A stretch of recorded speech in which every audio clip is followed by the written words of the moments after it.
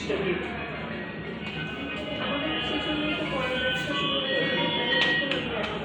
Drug stability সম্পর্কে কোনো ধারণা আছে? What do you mean by drug stability? Drug stability নাম শুনছেন কখনো? ড্রাগ স্টেবিলিটি আমাদের হচ্ছে একটা মেডিকেশনের আফটার ওপেনিং করে ড্রাগ কতদিন স্টেবল থাকে।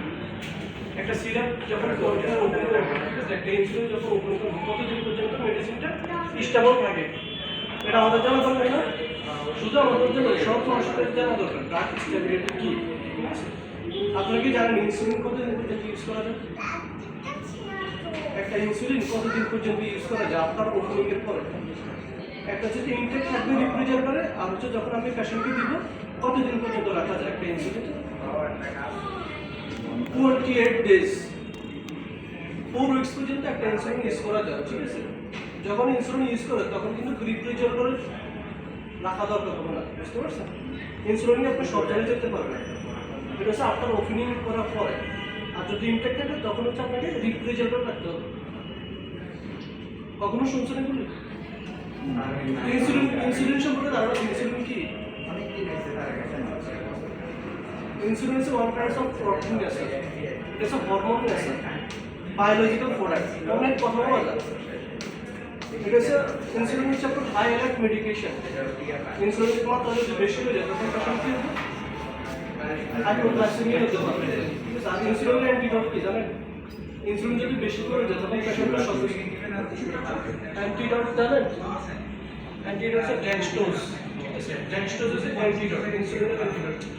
এজ এ ফার্মাসিস্ট হিসেবে আমাদের বোঝাতে হবে, পেশেন্টকে আমাদের বুঝতে হবে। তারপর সিরাপ সাসপেনশন কতদিন রাখা যায়?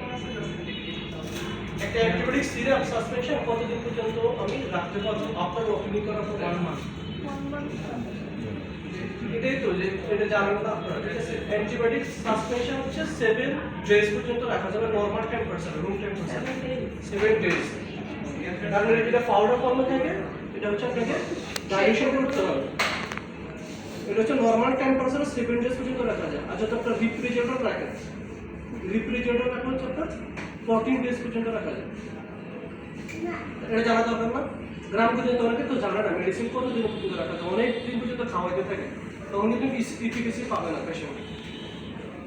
আর নরমাল একটা সিরাপ কতদিন পর্যন্ত রাখা যায়? নরমাল সিরাপ অ্যান্টিবায়োটিক ছাড়া, উইথাউট অ্যান্টিবায়োটিক ছাড়া কতদিন পর্যন্ত রাখা যায়? 1 মান্থ। ঠিক আছে, 1 মান্থ হচ্ছে বেসিক্যালি 1 মান্থ থেকে 2 মান্থ ইউজ করা যায়। আইটাও তারপর এয়ারটাও হলো 1 মান্থ। ঠিক আছে, এটা হচ্ছে আপনার ওপেনিং। এগুলো খুব ইম্পর্টেন্ট, এগুলো জেনে রাখুন। ঠিক আছে, আমাদের হসপিটালে যখন পেশেন্টদেরকে এগুলো ইউজ করে তখন পেশেন্টদেরকে এগুলো কাউন্সিলিং করতে হবে। ফার্মাসিস্টের কাজ হচ্ছে কাউন্সিলিং করা, পেশেন্টকে জানিয়ে দেওয়া ড্রাগ স্টেবিলিটি কি। তারপর নেবুলাইজার সলিউশন আছে হসপিটালে বেশি ইউজ হয়। ঠিক আছে, তারপর এগুলো অ্যাম্পুলগুলো বানাতে হয়, এগুলো কত পর্যন্ত রাখা যায়? 24 আওয়ার্স পর্যন্ত রাখা যায়। ঠিক আছে, উইন্ডো প্লাস আছে, বডি কোড সলিউশন আছে, সালফেট নেবুলাইজার সলিউশন আছে। তারপরে কি ইনহেলার? ইনহেলার কতটুকু ইউজ করা যায়? ইনহেলার কতটুকু? Excuse me, hello, inhaler excuse me, 6 month পর্যন্ত ইউজ করতে পারবে।